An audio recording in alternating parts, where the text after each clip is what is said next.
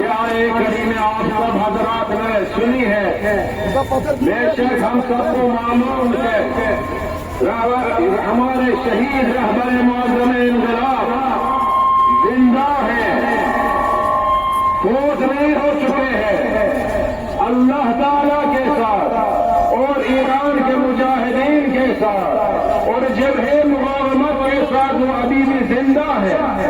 لیکن جو بات میں کہنا چاہتا ہوں وہ یہ ہے، جیسے کہ رہبر معظم انقلاب نے فرمایا کہ شہید سلیمانی کو شہید کیا، لیکن اس کے نام کو، اس کے راہ کو، اس کے مشن کو زندہ رکھنا ہم لوگوں کی ذمہ داری ہے۔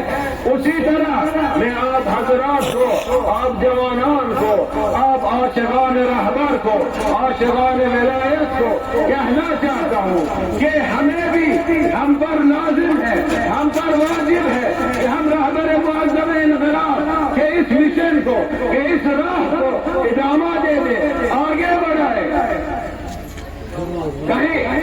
کہیں ایسا نہ ہو کہ کچھ دن جذبات میں آ کر ہم ان کے لیے ریلی نکالیں، فاتحہ خوانی کریں، لیکن کچھ مدت کے بعد ان کو بھول جائیں۔ اگر ہم نے رہبر معظم انقلاب کے مشن کو آگے نہیں بڑھایا تو ہم نے رہبر معظم انقلاب کو بھول ڈالا ہے۔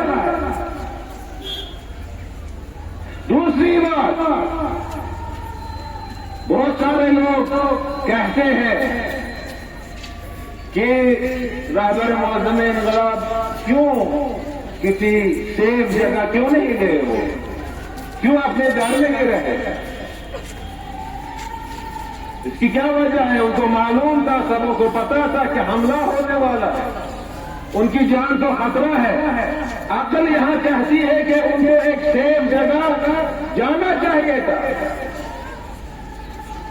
اس کے مختلف دلائل بیان کیے جاتے ہیں، لیکن جو میرے سمجھ میں آ رہا ہے، جو مجھے سمجھ میں آتا ہے، انہوں نے اقتدا کیا اپنے جد امام حسین علیہ السلام۔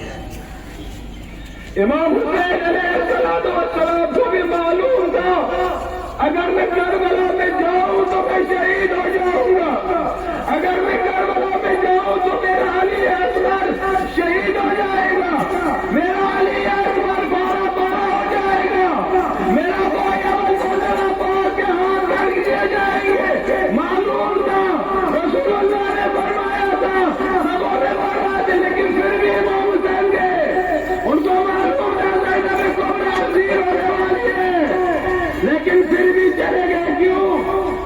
کہ تو ان کو بھی بچنا چاہیے تھا، کہ تو ان کو بھی کربلا نہیں جانا چاہیے تھا، کیونکہ ان کو معلوم تھا اسلام کو بچانے کے لیے ان کی خون کی ضرورت ہے، ان کی شہادت کی ضرورت ہے۔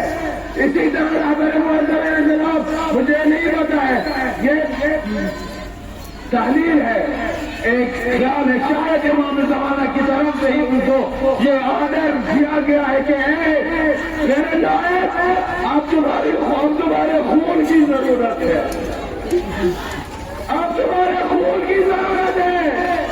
یہ جو مسلمان ہیں پوری دنیا میں سوئے پڑے ہوئے ہیں، بیدار نہیں ہو رہے ہیں، تم جتنا بولتے ہو، جتنی تقریر کرتے ہو، کوئی سنتا نہیں ہے۔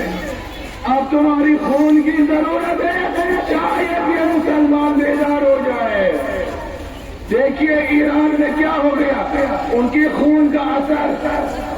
میں ایران بہت آتا جاتا ہوں، وہاں بہت سستی چھا گئی تھی، اپوزیشن کو چھوڑ دیجیے، انقلابیوں میں بھی سستی ہو گئی تھی۔ انہوں نے سب کچھ چھوڑا تھا رہبر کے سر پہ، سپاہ کے سر پہ، لوگ زیادہ میدان میں نہیں آ رہے تھے۔ اب ابھی دیکھیے کیا ہو رہا ہے، اس وقت جیسے انقلاب کا شروع کا زمانہ تھا اسی طرح ہے، پوری رات پورے ایران میں انقلابی لوگ نکلتے ہیں، عورتیں کھانا بناتے ہیں اور محافظین کو دیتے ہیں، پولیس والوں کو دیتے ہیں۔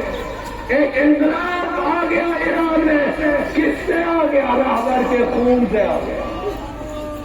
وہ انقلاب یہاں بھی آنا چاہیے۔